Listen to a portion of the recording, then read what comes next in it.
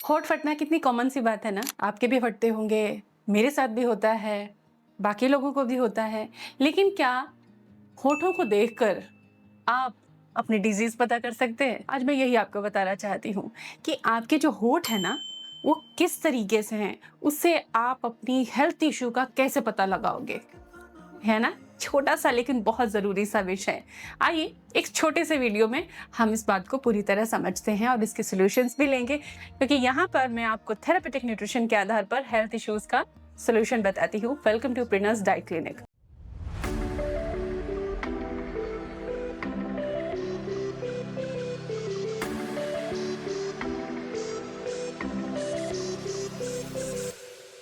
एक छोटी सी बात तो आपको भी पता होगी कि होठ सूखने लगता है ना, तो जनरली सभी कहते हैं अरे पानी पियो, पानी कम पिया होगा, या हम भी सोचते हैं कि मेरा आज होठ फट रहा है, शायद मैंने सुबह से पानी कम पिया है। लेकिन इतना ही नहीं, पानी तो एक बहुत बेसिक चीज़ है, बहुत ज़रूरी चीज़ है, लेकिन इसके डीप में भी कुछ इश्यूज़ हैं जो आपके होठ फटने के लिए रिस्पॉन्सिबल हैं।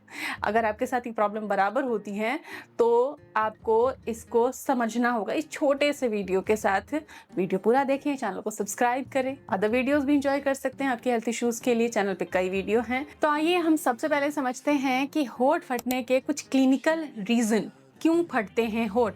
कुछ ऐसे भी रीजन हैं जो आज तक आपने नहीं सुना होगा। सबसे पहला, सबसे पॉपुलर रीजन जो आप भी जानते हो, जो आप मुझे बता सकते हो, वो है हाइड्रेशन। कि शरीर में अगर पानी की कमी होती है तो होठ बता देते हैं कि डिहाइड्रेटेड हैं आप। क्योंकि देखिए, हमारे स्किन में, चेहरे में तो ऑयल ग्लैंड्स होती हैं जो उसको नरिश करती हैं, होठ में ऑयल ग्लैंड्स नहीं होती हैं। ऐसे में अगर जल का स्तर शरीर में कम हो जाता है, आप डिहाइड्रेट होते हैं, तो होठ सबसे पहले ड्राई हो जाते हैं और पपड़ी से बनने लगती है और वो क्रैक होने लगते हैं और कभी कभी ना ब्लड भी आ जाता है। तो हमें सबसे पहले तो पानी का ध्यान रखना है। हमें 3 लीटर पानी का एक टारगेट हर दिन का रखना होता है कि 2.5 से 3 लीटर हम कम से कम पानी जरूर पिएं। होठ ही नहीं, पेट भी हैप्पी होगा। लेकिन अगर थोड़ा और गहरे जाएं और ज़्यादा जानें कि होठ फटने के पीछे और क्या रीज़न हो सकते हैं, तो भाई बड़ी इंपॉर्टेंट चीज़ है विटामिन डेफिशिएंसी। अगर आपके शरीर में विटामिन बी 2 और विटामिन बी 12 की डेफिशिएंसी है तो भी होठ फटते हैं। और ये इंडियंस के साथ बहुत ज़्यादा होती है। सिंपली न्यूट्रिशन डेफिशिएंसी को भी हम पानी की कमी समझकर टाल देते हैं, लेकिन ये हार्मफुल हो सकता है। तो अगर आपके होठ फट रहे हैं तो अपना ब्लड टेस्ट ज़रूर करवा लीजिए एक बार, क्योंकि आपको पता तो चलना चाहिए क्लिनिकली कि होठ फटने के पीछे कहीं न्यूट्रिशन तो रीजन नहीं है। क्योंकि विटामिन बी 2 सेलुलर रिपेयर का काम करता है। और अपनी प्रैक्टिस में मैंने अब तक ये देख लिया है कि इंडियंस जो है ना, वेजिटेरियन खास तौर पर से, उनमें विटामिन बी की, बी 12 ज़्यादातर, बी की डेफिशिएंसी बहुत ज़्यादा देखी जाती है। तो होठ फटने के पीछे, आपके होठ फटने के पीछे कहीं ये रीज़न तो नहीं? You have to look into it, test करा लीजिए। और इसके बाद आप सप्लीमेंट ले सकते हैं। और डाइट की बात मैं कहूँगी कि डाइट परमानेंट सोल्यूशन है। सप्लीमेंट थोड़े टाइम के लिए ले ले कि जो डेफिशिएंसी है वो एक बार को कवर अप हो जाए, लेकिन हमेशा के लिए तो सप्लीमेंट नहीं खाने को कहूँगी।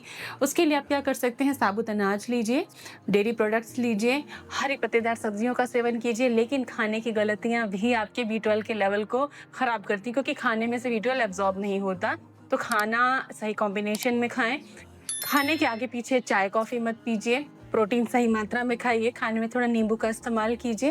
ये छोटी-छोटी बातें बहुत बड़ी बड़े असर देती हैं। एक और ज़रूरी चीज़, ये खून की कमी से आँखें पीली होते देखा है, शरीर कमज़ोर होते देखा है, नाखून सफ़ेद होते भी तो देखा है, लेकिन होठ फटते नहीं देखा होगा। लेकिन असल बात तो ये है कि हीमोग्लोबिन कम हो, आप एनीमिया से ग्रसित हैं अगर, तो भी आपके होठ फटेंगे।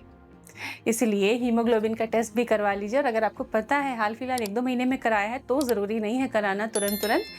तो आप बीटरूट खाना चालू कीजिए, थोड़ा अनार खाना चालू कीजिए। जब दाल सब्जी खाते हैं ना, तो दाल में स्पेशली 1/4 नींबू निचोड़ कर डाल लीजिए खाने से पहले। तो ये जो आयरन प्रोटीन है उसके एब्जॉर्प्शन में काफ़ी हेल्प करता है।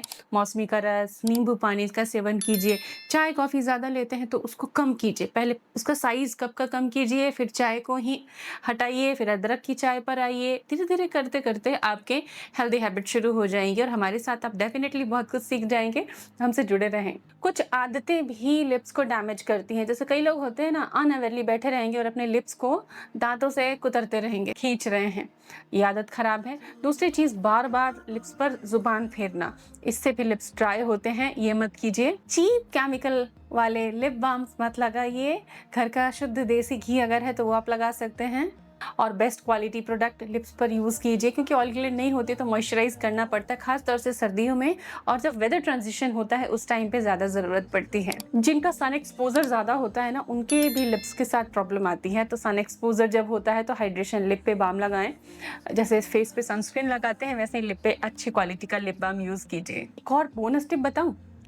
जब आपकी पेट की हालत अच्छी नहीं होती, जब गट हेल्थ पुअर रहता है ना, तब आपके शरीर पे बहुत सारे साइन आते हैं और लिप्स पर भी आते हैं। आपके लिप्स भी फटेंगे बहुत ज़्यादा, क्योंकि गट जब डिस्टर्ब होती है ना, जितने भी विटामिन मिनरल हैं वो गट में, इंटेस्टाइन में फूड जब मूव करता है डाइजेस्ट होते-होते तो एब्ज़ॉर्ब होते हैं। लेकिन गट अगर हेल्दी काम नहीं कर रही, ग्लूटेन इश्यूज़ हैं आपके साथ में, तो ऐसे में गट में न्यूट्रिएंट एब्ज़ॉर्प्शन पुअर हो जाता है। तो बॉडी को न्यूट्रिशन मिल नहीं रहा अगर, तो होठों पर भी उसका इफ़ेक्ट आता है। तो आप समझ गए होंगे कि होठ फटने के पीछे केवल पानी की कमी नहीं होती है, बहुत सारी चीज़ें होती हैं। और अगर समझ गए हैं तो अब इम्प्लीमेंट भी कर लीजिए, ताकि लाइफ़ को आप अच्छे से जी सकें, हेल्दी तरीके से जी सकें।